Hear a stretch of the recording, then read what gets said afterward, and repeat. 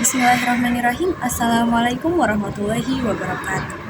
Alhamdulillahilladzi hadana li hadza wa ma kunna linahtadiya law anna hadanallah.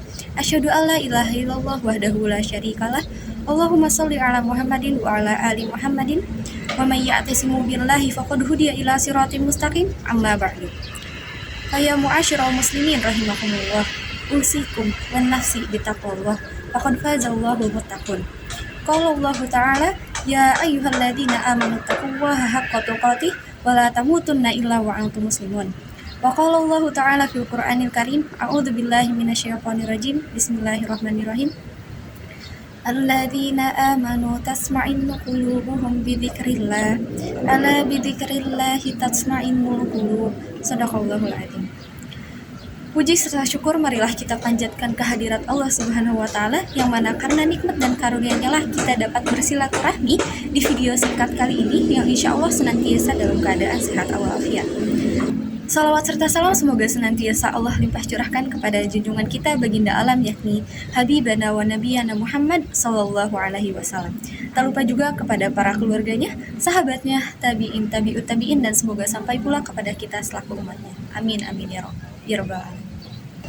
Teman-teman yang dirahmati Allah, berdasarkan ayat yang telah saya bacakan tadi, yakni Quran Surat Rod ayat 28 yang menjelaskan tentang seseorang yang beriman apabila disebutkan nama Allah, hatinya akan bergetar dan merasa tenang.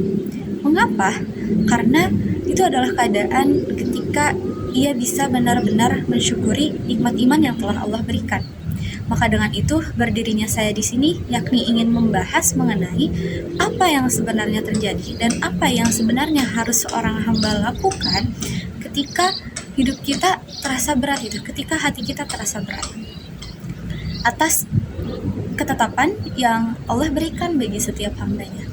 Teman-teman yang dirahmati Allah, yang semoga selalu dijaga hatinya oleh Allah agar selalu siqah billah, agar selalu percaya dan yakin kepada Allah, karena sejatinya kelemahan kita seorang hamba yakni berawal saat kita mulai meragukan Allah. Dalam segala dinamika hidup, kita selalu butuh Allah. Kita membutuhkan Allah ketika Allah memberi kita cobaan. Bahkan tetap kita membutuhkan Allah sekalipun Allah memberikan kita nikmat. Jikalau kita butuh Allah saat kita sedang diuji, yaitu agar kita diberi kesabaran, agar kesabaran kita terjaga. Karena orang yang tidak dibersamai oleh Allah, ketika seorang hamba dalam keadaan diuji, maka dia akan mudah untuk berkeluh kesah, bahkan dia akan mudah untuk berputus asa. Kebersamaan Allah kepada seorang hambanya, yakni saat dia diuji, adalah suatu keadaan bahwa Allah Subhanahu wa Ta'ala menghibur hati hambanya. Allah Subhanahu wa Ta'ala sedang menyenangkan hatinya. Allah Subhanahu wa Ta'ala menghidupkan hatinya dengan kenikmatan iman. Wa qala Allah Ta'ala fil Qur'anil Karim, a'udzu billahi minasyaitonir rajim. Bismillahirrahmanirrahim. Ala bidzikrillahi tasma'innul qulub. Innamal mu'minun idza dzukirallahu wajilat qulubuhum. Yang artinya, bukankah dengan mengingat Allah hati kita menjadi tenang? Dan orang yang beriman apabila diingatkan dengan nama Allah, apabila disebut nama Allah, maka hatinya akan bergetar. Teman-teman yang dirahmati Allah, ini adalah bentuk Allah membersamai seorang hambanya ketika hambanya dalam keadaan diuji. Allah menghiburnya dengan kalimat, alam yajidka yatima fa'awa wa wajadaka dhalan fahada wa wajadaka a'ilan fa'agna. Allah menghibur hati hambanya dengan kalimat, inna a'tainakal kautsar. Allah menghibur hati hambanya dengan kalimat, kalla saya'lamun tsumma kalla saya'lamun. Allah menghibur hambanya pula dengan kalimat, la tahzan innallaha ma'ana. Teman-teman yang dirahmati Allah, itu adalah ketika Allah membersamai seorang hambanya dalam keadaan diuji. Masya Allah, sungguh maha baik Allah. Tidak hanya dalam keadaan diuji, Allah Subhanahu wa Ta'ala membersamai hambanya pula sekalipun ketika dia dalam keadaan diberi kenikmatan. Kenapa hamba yang diberi kenikmatan tetap selalu dibersamai oleh Allah? Karena tanpa itu, tanpa dibersamai oleh Allah, maka seseorang yang diberi nikmat tersebut bisa saja akan jatuh. Jatuh kenapa? Dan justru bisa terjerumus kepada perbuatan dosa-dosa, bahkan perbuatan maksiat. Kenapa? Karena ia mendapatkan nikmat yang terlalu banyak dalam hidup. Jika saja Allah Subhanahu wa Ta'ala tidak menjaga hambanya saat dia dalam diberi kenikmatan, maka nikmat itu justru menjadi jalan baginya untuk terjerumus kepada banyak dosa gitu. Dan bahkan justru karena nikmat itulah yang menjadi penghalang bagi hambanya, bagi dia untuk mengingat Allah. Saking sibuknya dia menikmati hidupnya, akhirnya dia terhalang dari mengingat Allah. Dia terhalang dari mengingat Allah tepat waktu. Terlalu sibuk menikmati hidupnya, ia terhalang dari Allah untuk bangun tengah malam. Karena dia tidurnya terlalu larut. Kenapa terlalu larut? Karena banyak hal yang harus dia nikmati sebelum ia tidur. Apa itu? Dia bisa makan enak, dia bisa jalan-jalan, dia bisa hangout bareng teman, dia bisa bertemu banyak orang, dia bisa berbelanja dengan puas, bahkan dia menunggu midnight sale gitu. Untuk apa? Untuk dia bisa menghabiskan nikmat yang Allah berikan. Karena menurut dia itu adalah suatu hal yang layak ia dapatkan. Maka karenanya seseorang tidurnya terlalu larut gitu, dan dia tidak bisa bangun untuk menghadap kepada Allah, curhat kepada Allah. Teman-teman yang dirahmati Allah, telah kita sadari bahwa yang selama ini yang sebenarnya seorang hamba lakukan itu adalah ketika kita sedang dalam keadaan diuji oleh Allah. Ketika kita diuji oleh Allah, kita selalu melakukan segala sesuatu dengan maksimal gitu. Ketika kita diuji Allah, mudah bagi kita untuk bangkit tengah malam, curhat kepada Allah, sujud panjang, menangis dalam doa, dan berikhtiar bertawakal kepada Allah untuk menggapai ridha Allah dan mengharapkan kemudahan atas takdir yang telah Allah berikan, atas ujian yang Allah berikan. Namun ketika Allah memberikannya nikmat, semuanya hilang, malah curhatnya hilang, malamnya lelam, hingga bahkan subuhnya pun bisa jadi saja terlewat karena saking larutnya ia tidur menikmati nikmat hidup. Nah, inilah keadaan jika Allah tidak membersamai seorang hamba ketika dia diberi nikmat. Sehingga bahayanya gitu keadaan orang yang seperti ini. Jika dalam keadaan seperti ini terus-menerus dalam jangka waktu yang lama, nanti dia akan terjebak di dalam yang namanya istidraj. Apa itu istidraj? Teman-teman yang dirahmati Allah, istidraj adalah merupakan bentuk tipu daya Allah Subhanahu wa Ta'ala yang diberikan kepada seorang hambanya yang sering melakukan maksiat dan jarang beribadah. Namun hidupnya terus selalu diberi kenikmatan, selalu dilimpahi kenikmatan. Maka dengan itu hendaknya kita harus berhati-hati dengan nikmat yang telah Allah berikan. Seorang mukmin akan takut dengan adanya istidraj, yakni kenikmatan semu yang sejatinya murka Allah Subhanahu wa Ta'ala. Namun sebaliknya, orang-orang yang tidak beriman akan beranggapan bahwa kesenangan yang mereka dapatkan, kesenangan yang mereka peroleh merupakan sesuatu hal yang layak didapatkan, sesuatu hal yang layak mereka nikmati gitu. Dan biasanya istidraj ini diberikan kepada orang-orang yang mati hatinya.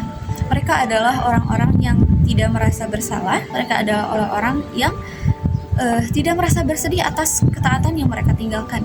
Mereka yang tidak menyesal atas kemaksiatan yang mereka lakukan. Teman-teman yang dirahmati Allah, dari apa yang telah kita simak tadi, harapnya kita bisa mengambil kesimpulan, kita bisa mengambil hikmah bahwa kita seorang hamba muslim yang beriman, bagaimana cara kita agar terhindar dari perbuatan istidraj tersebut. Yakni hendaknya kita bisa benar-benar mensyukuri atas takdir yang telah Allah tetapkan bagi setiap hambanya, yakni dengan senantiasa bersyukur atas ketetapannya, bersyukur atas segala ujian dan cobaan yang Allah berikan, bahkan bersyukur pula atas segala kenikmatan yang telah Allah berikan. Bagaimana cara kita mensyukuri atas ujian dan cobaan yang Allah berikan? Yakni dengan kita menyadari bahwa dari setiap ujian dan cobaan yang Allah berikan kepada hambanya, hikmah yang dapat kita ambil yakni adalah kita mengibaratkannya dan ujian dan cobaan tersebut sebagai perantara untuk menebus dosa-dosa kita. Kita dapat mendapatkan banyak pahala dan diangkat derajatnya, dan merupakan dan dengan ujian dan cobaan juga merupakan kesempatan untuk kita berpikir tentang aib-aib kita, aib pada diri kita dan kesalahan kita pada masa lalu. Dan ujian pula merupakan sebuah pelajaran di antara pelajaran tauhid, pelajaran keimanan, dan pelajaran tawakal kepada Allah. Dan bagaimana pula cara kita mensyukuri atas nikmat yang telah Allah berikan agar kita tidak terjerumus kepada hal yang namanya istidraj, yakni dengan kita bersyukur dalam hati ataupun dalam lisan ataupun dalam perbuatan. Dengan bersyukur dalam hati, kita merasakan ketulusan. Kita merasakan ketulusan dari nikmat yang telah Allah berikan, baik nikmat iman, ihsan, dan Islam selama kita hidup. Dan bagaimana pula kita bersyukur dengan lisan gitu, yakni dengan kita banyak berzikir kepada Allah, dengan kita senantiasa banyak mengucap tahmid, kalimat hamdalah ketika kita diberi suatu kenikmatan dan keberkahan. Dan bagaimana pula cara kita bersyukur dengan perbuatan atau anggota tubuh gitu, yakni dengan kita senantiasa mengerjakan dan mengamalkan segala kewajibannya, serta kita menjauhi menaati segala perintahnya dan menjauhi segala larangannya, dan tidak melakukan apa-apa yang diharamkannya, yakni dengan banyak beribadah kepada Allah ataupun dengan memperbanyak perbuatan amal kebaikan.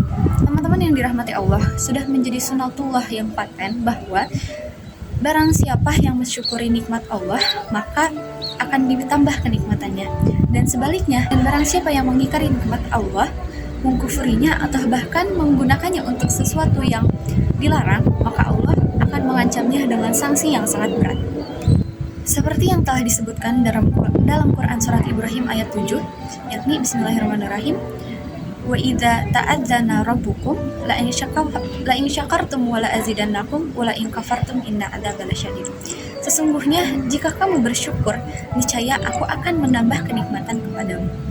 Dan sebaliknya, tetapi jika kamu mengingkari nikmatku, maka pasti azabku akan sangat berat.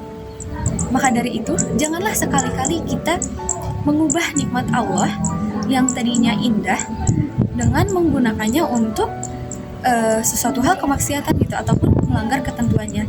Karena nikmat yang telah Allah berikan bisa saja berbalik menjadi sesuatu yang menyengsarakan. Na'udzubillah min dzalik. Semoga kita terhindar dari orang-orang yang berbuat istidraj tersebut. Baik teman-teman yang dirahmati Allah, mungkin cukup sekian apa yang dapat saya sampaikan dari banyak kata yang telah terucap dan dari banyak hal yang telah kita simak bersama-sama dari awal video tadi. Harap semoga apa yang telah saya sampaikan dan telah kita simak bersama-sama kiranya bisa menjadi manfaat bagi kita semua. Amin amin ya rabbal alamin. Wabillahi taufiq wal hidayah. Undur mangkola wala tambur mangkola. Nun wal qalami wa ma yasurun. Wassalamualaikum warahmatullahi wabarakatuh.